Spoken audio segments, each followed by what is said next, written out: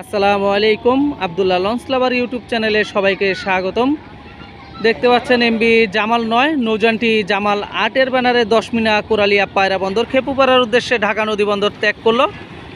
এখন ঘড়িতে ঠিক 6টা 15 মিনিট লেট করে কিন্তু ঢাকা থেকে 10 মিনা কোরালিয়া পায়রা বন্দর খেপুপাড়ার উদ্দেশ্যে যাচ্ছে জামাল 8-এর ব্যানারে জামাল 9 নৌযানটি দুলিয়া গঙ্গাপুর বোরা নদীর নৌ রুটে চলাচল করে নিয়মিত এবং এখন জামাল 8-এর ব্যানারে খেপুপাড়া পায়রা বন্দরের উদ্দেশ্যে যাচ্ছে। আপনারা সকলেই ভিডিওটি দেখতে থাকুন। ভালো লাগলে লাইক দিয়ে কমেন্ট করুন, আর এই চ্যানেলে নতুন হয়ে থাকলে অবশ্যই চ্যানেলটি সাবস্ক্রাইব করে পাশে থাকা বেল বাটন বাজিয়ে দিন। ধন্যবাদ সবাইকে। আসসালামু আলাইকুম।